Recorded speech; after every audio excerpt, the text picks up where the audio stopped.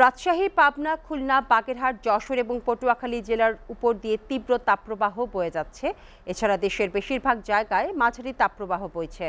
আবহাওয়া অধিদপ্তর বলছে, টানা বৃষ্টি ছাড়া চলমান এই তাপপ্রবাহ কমার কোনো সম্ভাবনা নেই। তবে পূর্বাভাসে সিলেট বিভাগের এক জায়গায় ঝোড়ো হাওয়া সহ বৃষ্টি অথবা বজ্রসহ বৃষ্টি হতে পারে। এদিকে তীব্র গরমে হাঁসফাঁস অবস্থা নগরবাসীর। তাপপ্রবাহে সবচেয়ে বেশি কষ্টে শ্রমজীবী মানুষ। আরও জানাচ্ছেন হেদায়েতুল্লাহ সীমান্ত।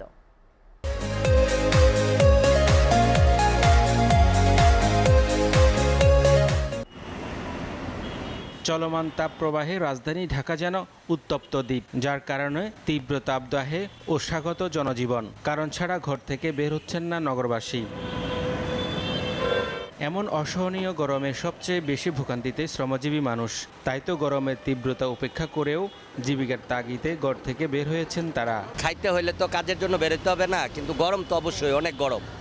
গরমের মধ্যেও বেরোতে হবে, কিছু করার নাই। ওদের মধ্যে তো কাজ করা যায় না, এই জন্য একটু রস খেলে একটু শরীরটা ঠান্ডা থাকে। আমার খুব কষ্ট, মানুষের কি কষ্ট করতে পারবো না, আমার খুব কষ্ট।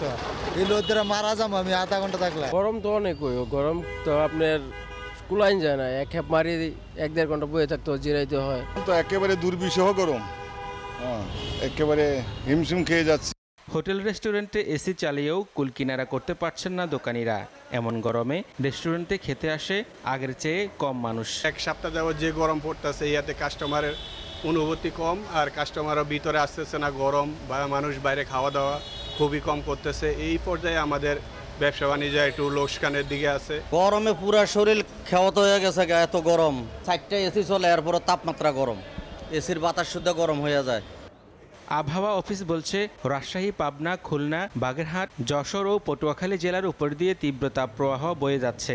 মৌলভীবাজার, রাঙ্গামাটি, চাঁদপুর, বান্দরবান জেলাসহ ঢাকা, রংপুর ও ময়মনসিংহ বিভাগ এবং রাজশাহী, খুলনা, বরিশাল বিভাগের অবশিষ্টাংশের উপর দিয়ে মৃদু থেকে মাঝারি ধরনের তাপপ্রবাহ বয়ে যাচ্ছে, যা বিস্তার লাভ করতে পারে বলে জানিয়েছে আবহাওয়া অধিদপ্তর।